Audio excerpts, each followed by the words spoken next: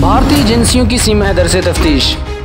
दरअसल कितना अरसा पहले भारत पहुंची थी, क्या कुछ बरामद किया गया।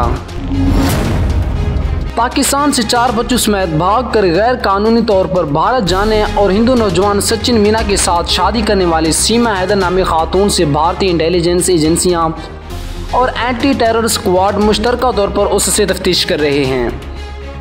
ऐसे में उत्तर प्रदेश पुलिस की तरफ से कहा गया है कि उन्होंने सीमा हैदर से 2 video cassette, 4 mobile phone, 5 Pakistani passports, 1 नया और गैर इस्तेमाल शुदा पासपोर्ट जिस पर नाम और पता नामुकम्मल दिया गया है, और एक पाकिस्तान का कौमी शनाख्ती कार्ड बरामद किया है।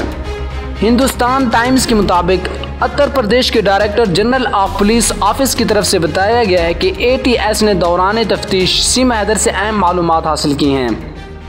ATS के मुताबिक सीमा का पाकिस्तानी शोहर 2019 में काम के लिए सऊदी अरब गया। वो अपनी बीवी को हर माह 70 से 80 हज़ार पाकिस्तानी रुपए भेजता था। सीमा ने उसमें से भी रकम बचाती रही और देगर कई ज़राए से भी रकम जमा की जिसे भारत जाने के लिए इस्तेमाल किया। ATS की तरफ से बताया गया है कि सीमा ने अपने ससुर और कुछ रिश्तेदारों से भी हीले बहाने से रकम हासिल की। उसने 12 लाख रुपए में एक घर खरीदा था, वो भी उसने खरीदने के 3 माह बाद ही फरोख्त कर दिया ताकि वो इस रकम को भारत जाने के लिए बरोए कार ला सके। 10 मार्च को सीमा ने कराची एयरपोर्ट से परवाज़ पकड़कर शारजा एयरपोर्ट पहुंची और वहां से सियाहती वीज़े पर नेपाल के दारुल हुकूमत काठमांडू पहुंच गई।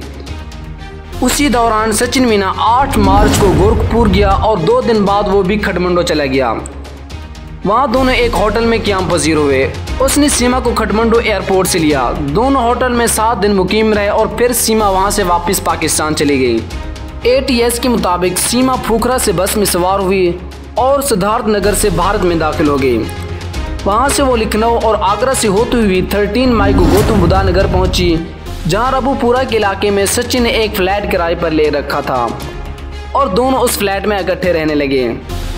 उत्तर प्रदेश पुलिस के मुताबिक भारत में गैर कानूनी तौर पर दाखिल होने के जुर्म में सीमा के खिलाफ कानूनी कार्रवाई की जा रही है।